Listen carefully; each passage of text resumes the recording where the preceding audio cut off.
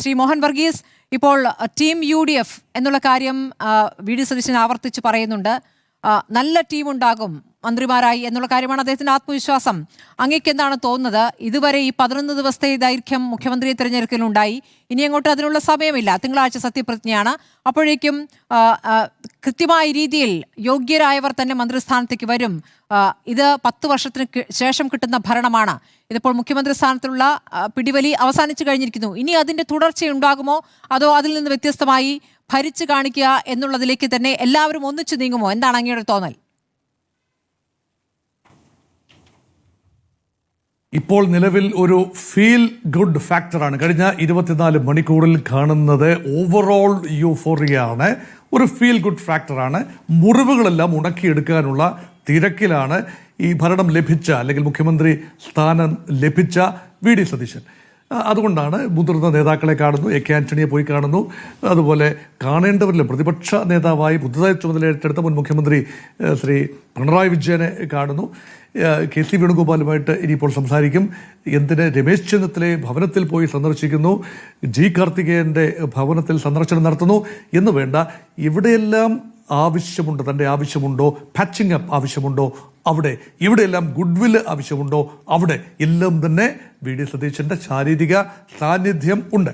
ഇപ്പോൾ ഇതാ സ്വന്തം നഗരത്തിലേക്ക് പറന്നിറങ്ങിയപ്പോൾ ലഭിച്ച ആവേശം നമ്മൾ ചിത്രങ്ങളിൽ കാണുകയുണ്ടായി. ഇതെല്ലാം തന്നെ കൊടുങ്കാറ്റിന് മുൻപേ ഉള്ള ഒരു ശാന്തതയാണോ? ഇതെല്ലാം ഇപ്പോൾ ഈ ഒരു ഫീൽ ഗുഡ് ഫാക്ടർ ഇനി വരാൻ പോകുന്ന ഒരു അശാന്തി അല്ലെങ്കിൽ വരാൻ പോകുന്ന സമ്മർദ്ദങ്ങൾ, വരാൻ പോകുന്ന ചലഞ്ചസ്, അതിന് മുൻപേ ഉള്ള ഒരു നിലമൊരുക്കൽ മാത്രമാണോ?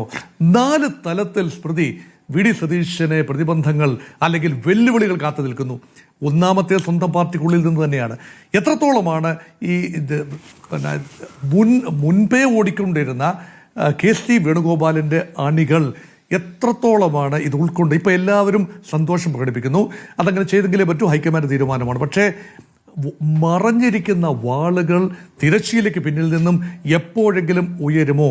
അതിനുള്ള ഏർലി സൂചന കഴിഞ്ഞ ദിവസം കണ്ടു. നമ്മൾ റാന്നി MLA പഴകുളം മധുവിൻ്റെ പ്രസ്താവന, അതേപോലെ തന്നെ ചടയമംഗലം MLA MM നസീറിൻ്റെ ഭാഗത്തു നിന്ന് വന്ന പ്രസ്താവനകൾ, അത് വി ഡി സതീശൻ മുഖ്യമന്ത്രിയായി നിശ്ചയിക്കപ്പെട്ടതിന് 1 മണിക്കൂറിനുള്ളിൽ തന്നെ ഇത് വന്നു എന്ന് പറയുമ്പോൾ there is a camp on the other side. പക്ഷേ ഇന്ന് KC വേണുഗോപാൽ ഏതാനും നിമിഷങ്ങൾക്ക് മുൻപ് പറയുന്നത് കേട്ടു, അങ്ങനെ ഒരു ക്യാമ്പില്ല, അങ്ങനെ ഒരു ഗ്രൂപ്പില്ല. ശരിയായിരിക്കാം, അങ്ങനെ ഒരു ഗ്രൂപ്പില്ല. 2021 മുതൽ കോൺഗ്രസ് പാർട്ടിയിൽ അറിയപ്പെടുന്ന ഗ്രൂപ്പുകളൊന്നുമില്ല. പക്ഷേ പുതിയ സമവാക്യങ്ങൾ ഉരുത്തിരിയുമോ? ഇനി ഏതെങ്കിലും രീതിയിൽ പരിഗണിക്കപ്പെടാതെ പോകുന്നവർ അല്ലെങ്കിൽ അസംതൃപ്തിയുള്ളവർ ഒരു ഗ്രൂപ്പായി വീണ്ടും ഒരു പുനഃക്രമീകരണം നടത്തുമോ സംഘടനയ്ക്കുള്ളിൽ? അതാണ് ഒന്നാമത്തെ വെല്ലുവിളി. 2ാം വെല്ലുവിളി ഘടകകക്ഷികളുടെ ഭാഗത്തു നിന്നാണ്. ഇപ്പൊ ഘടകകക്ഷികളുടെ ചിറകിലേറിയാണ് വി ഡി സതീശൻ മുഖ്യമന്ത്രിയായതെന്നാണ് പൊതുവെയുള്ള വികാരം. പക്ഷേ ഘടകകക്ഷികൾക്ക് മന്ത്രിസ്ഥാനം അലോട്ട് ചെയ്യുമ്പോൾ, എത്ര എണ്ണം എന്ന് തീരുമാനിക്കുമ്പോൾ, വകുപ്പുകൾ തീരുമാനിക്കുമ്പോൾ എല്ലാം തന്നെ കടുത്ത വിലപേശൽ ഉണ്ടാകാൻ സാധ്യത തള്ളിക്കളയാനാവില്ല. പക്ഷേ ഒരിക്കലും കൂടുതൽ സമ്മർദ്ദം ഉണ്ടാവില്ല. കാരണം കംഫർട്ടബിൾ മെജോറിറ്റി ഇപ്പോൾ UDF കൊണ്ട് ഏതെങ്കിലും ഒരു ഘടകകക്ഷി ഗൺ പോയിന്റ് നിർത്തിക്കൊണ്ട് മുഖ്യമന്ത്രിയെ സമ്മർദ്ദത്തിലാക്കാൻ സാധ്യത കുറവുമാണ്. അതാണ് 2ാമത്തെ കാര്യം. അത് മാത്രമല്ല, മുസ്ലിം ലീഗിനെ സംബന്ധിച്ചിടത്തോളം മുസ്ലിങ്ങൾ കേരളം കൊണ്ടുപോകുന്നു എന്ന ഭാരതീയ ജനതാ പാർട്ടിയുടെ ഉൾപ്പെടെയുള്ള പ്രചരണത്തിന് ന്യായമായ മറുപടി കൊടുക്കണം. അതുകൊണ്ട് മന്ത്രിമാരുടെ എണ്ണം തീരുമാനിക്കുമ്പോൾ ഏതെങ്കിലും സമുദായത്തിന്, ഏതെങ്കിലും മതവിഭാഗത്തിന് കൂടുതൽ അനർഹമായ പ്രാതിനിധ്യം ലഭിച്ചോ, ജനസംഖ്യയ്ക്ക് വളരെ ഡിസ്പ്രപ്പോർഷനേറ്റായ പ്രാതിനിധ്യം ലഭിക്കുകയും ചില സമുദായങ്ങൾക്ക് പ്രപ്പോർഷനേറ്റായ പ്രാതിനിധ്യം ലഭിക്കാതിരിക്കുകയും ചെയ്യുന്ന ഒരു അസന്തുലിത അവസ്ഥ വരുമോ എന്ന് നോക്കണം. ഇതാണ് 2ാമത്തെ ചാലഞ്ച്. 3ാമത്തെ ചാലഞ്ച് യഥാർത്ഥത്തിൽ അത് വരുന്നത് ഈ പൂച്ച പെറ്റ് കിടക്കുന്ന ഖജനാവ് എന്ന് വി ഡി സതീശൻ തന്നെ പറഞ്ഞ ആ ഖജനാവ് നിറയ്ക്കാൻ എന്താണ്, ഇനി മാജിക് ഫോർമുല, വിസ്മയങ്ങൾ തീർക്കാൻ കഴിയുമോ? അവിടെയാണ് ഭരണത്തിൻ്റെ ഒരു വിലയിരുത്തൽ ഉണ്ടാകേണ്ടത്. വിഭവ സമാഹരണം, തനത് വിഭവ സമാഹരണം നടത്തണം, തനത് വരുമാനം ഉണ്ടാക്കാൻ കഴിക്കണം. കേന്ദ്രവുമായി എങ്ങനെയാണ് മുന്നോട്ട് പോകുന്നത്? കേന്ദ്രവുമായി ഏറ്റുമുട്ടലിൻ്റെ പാതയാണോ സ്വീകരിക്കാൻ പോകുന്നത്, അതോ സമവായത്തിൻ്റെ പാതയാണോ? ശ്രീ പിണറായി വിജയൻ പലപ്പോഴും പരിഭവിച്ചിട്ടുണ്ട്. കേന്ദ്രം നൽകേണ്ട തുക ഒരു രീതിയിലും നൽകാതെ പിടിച്ചു വെച്ചിരിക്കുന്നു എന്നൊരു പരിഭവം. അതുകൊണ്ട് ഒരു ഫെഡറൽ ബാലൻസ് നിലനിർത്താൻ തക്ക വിട്ടുവീഴ്ചകൾ ചെയ്യാൻ വി ഡി സതീശൻ തയ്യാറാമോ?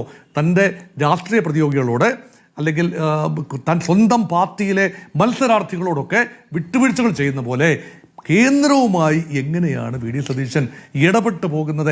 അതുകൊണ്ട് പ്രതിപക്ഷത്തിരിക്കുമ്പോൾ ചില വാഗ്ധോരണികൾ ശരിയായി വരും, അത് നല്ല പ്രതിപക്ഷ നേതാവ് ലക്ഷണമാണ്. പക്ഷെ ഭരണത്തിൽ വരുമ്പോൾ ഭൂമിയോളം താഴേണ്ട ഒരവസ്ഥയാണ്.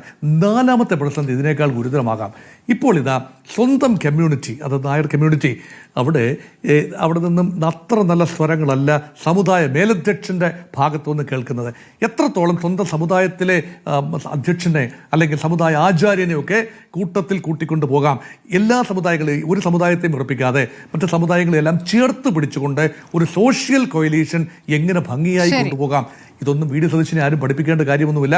പക്ഷെ കർശനമായ നിലപാടുകൾക്ക് മാർക്കറ്റുള്ള കാലമാണ്. പക്ഷെ കർശനമായ നിലപാട് പ്രതിപക്ഷ നേതാവിന് ഉണ്ടാവാം, പക്ഷെ മുഖ്യമന്ത്രിക്ക് അമ്മാതിരിയുള്ള കർശനമായ നിലപാടുകൾ ഉണ്ടായാൽ എങ്ങനെ അത് സ്വീകരിക്കപ്പെടും എഞ്ചിനീയറിംഗ് വളരെ വൃത്തിയായി ഗംഭീരമായി ചെയ്യാൻ കഴിഞ്ഞ ഒരാൾക്ക് ഭരണത്തിലേറി കഴിയുമ്പോൾ അതിലൊരു ഒരു കൃത്യതയില്ലായ്മ അത് ഉണ്ടാകില്ല എന്ന് തന്നെ കരുതാം.